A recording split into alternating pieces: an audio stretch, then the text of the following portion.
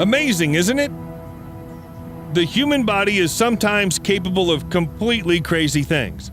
And how about this?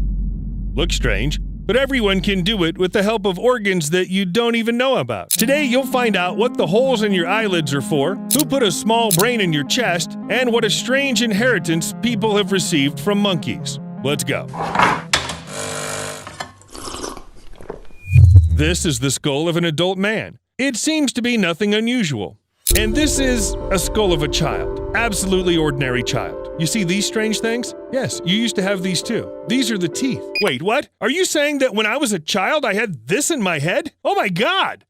Sorry, I was a little shocked. As strange as it may seem, every person comes into the world with 2 sets of teeth at once. These are 20 milk teeth and 32 permanent teeth, which all stay with us for the rest of our life. Well, or until they fall out under the influence of some external factors. The first, that is, milk teeth, begin to grow when a person stops feeding on mother's milk. But to keep the whole adult set of teeth, the jaw is still too small. Thus, milk teeth allow children to eat until their jaw is strong enough. All this time, the permanent set of teeth are also inside and just waiting for their time. And yes, it really is as creepy as it sounds. Nature loves to do strange things. Take a look at this photo. Do you see a tiny hole? To find it, you just need to slightly lower the lower lid. Hey, just stay out of it with your dirty hands. There you go. Did you find it? This is the so-called lacrimal point. Behind it begins the lacrimal canaliculi, lacrimal channel, which in turn leads to the lacrimal sac. All our tears that have not had time to fall down our cheeks dramatically get there. But if liquid had accumulated in people's cheeks when they were crying, we'd all have turned into sad hamsters. That's why there's a nasolacrimal canal. Through it, the liquid is drained into the nose, and then everything is clear. Yes, thanks to the lacrimal points for the fact that it's impossible to cry without all the snot.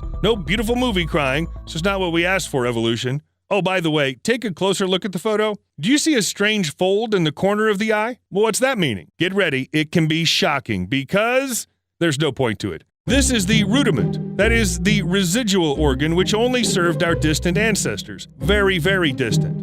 Actually, we're talking about birds, fishes, and reptiles, and in very rare cases, some mammals use this fold in the eye. Its meaning is to serve as a third eyelid, to protect the eye and moisture in it without losing sight. In other words, blink without blinking. After all, when you're a bird, one accidental closure of your eyes may well turn you into someone's lunch. But if you're human, you just have a funny thing in the corner of your eye. Okay, let's leave the birds and eyes alone, and go a little lower. The fact that people have salivary glands in their mouth seems to be no secret to anyone. But that's not all. Right under the tongue, there are glands that allow you to do this. Whoa, that's pretty cool. Okay, actually spitting is something of bad manners. Somewhere you can even find special forbidding signs. But it's one thing to just not be nice, and quite another to spit like a cobra. I don't think there are any signs about that anywhere. So when your tongue moves forward, some people accidentally release a jet of saliva from their mouth. This is called gleeking, and it's an advanced form of spitting. Snake spitting school. It can be caused by strong salivary ducts, too sharp movements, or even some products. For example, lemons. By the way, it's said that the concept of gleeking has existed for many years. It seems to be mentioned even in some of Shakespeare's plays. So if you suddenly spit in somebody's face while eating something sour, lay all the blame on a cobra or on Shakespeare. Can anything be cooler than a person's ability to spit like a snake? Well, at first we thought no, but then we discovered the possibility to create clouds. And no, we're not talking about the steam that comes out of your mouth in cold weather. To create this cloud, you don't have to wait for cool weather or climb into the fridge. Seriously, don't. It's enough to do a few simple steps. First, start clicking on the palate with your tongue, like this. Does it work? Now close your mouth. It's a little more complicated, but go on. Do it for at least 30 seconds. This will create tiny droplets of moisture inside. Second, shut your mouth with your palm and try to exhale. Yes, just so that the cheeks are swollen. This heats the air even more, because as the pressure increases, so does the temperature, and the warmer air will contain more moisture. Third, find some dark background and exhale. When you open your mouth and let the air out, the pressure and temperature inside will drop sharply. The moist air will cool down, and the water steam will condense into tiny droplets of water and will turn into a real small cloud. No, after all, physics is just amazing science. And now, by the way, have you ever noticed the strange lines on your nails? No, not the vertical ones. Those are just fine. We're talking about horizontal relief stripes. Kind of look like dents. You notice them? No? Well, it means that you're all right. These lines are called Bose lines, and they work like trees, annual growth rings. It's believed that such lines are caused by metabolic disorders, injuries, or after treatment with certain drugs. Even hypothermia can provoke their appearance. Knowing the speed of the nail growth, doctors can determine what exactly stress caused the body to grow these lines on the nails and what exactly went wrong. Admit it, the longer you study the human body, the more amazing it seems. Here, everything is in its place. Well, except for the third eyelid, of course. But what if we told you that right now you have an organ in your body that most likely does nothing at all? It doesn't work, and you feel fine.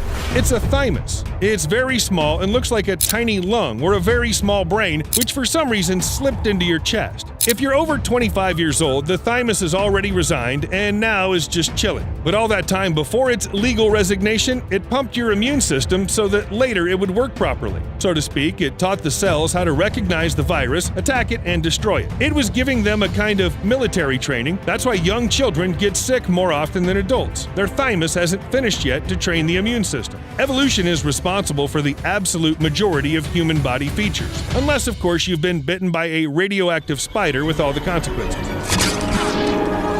That's why each person is, in fact, a separate museum of natural history, and it's quite easy to find evidence of evolution. The easiest way is to put your hand on the table, connect your thumb and little finger, then lift your hand slightly. Most likely you'll see an outstanding tendon. If you don't have it, you're one of the 10 to 15% of people on Earth who were born without this characteristic feature. This tendon connects to the long palm muscle that most of us have, but it makes absolutely no sense as it didn't in the 3rd century. It doesn't make the hand stronger or the grip tighter. Well, at least in the case of a human being. At the same time, the long palm muscle is much more developed in the paws of lemurs and monkeys, that is, creatures that often move with the help of their front limbs. Now, look at that tendon again. This is your inheritance from your monkey ancestor. I'd prefer the car, Grandpa.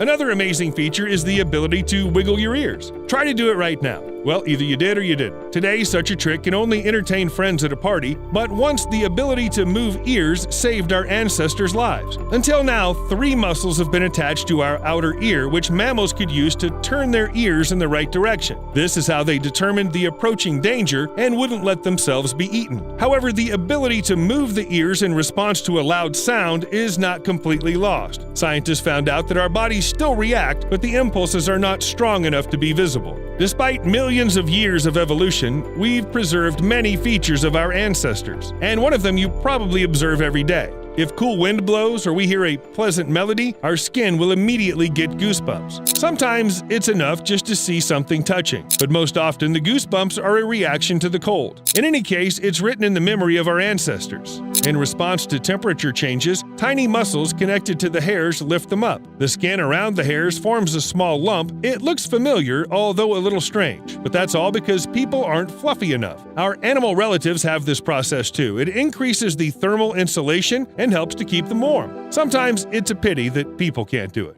And finally, the funniest and weirdest rudiment, tail. Yep, you got it right. We have it. At the end of the human spine, there are several conjoined vertebrae. They're called the coccyx. That's all that's left of the tails of our ancestors. Now its only function is to serve as an anchor for some muscles. However, sometimes a child with a real tail can be born because of rare mutations. Oh no, he can't move it, and most often people just cut such rudiments off. And we can understand the parents of tailed children, only the logic of nature isn't quite clear. Why at some point the body just started to malfunction? How do mutations work?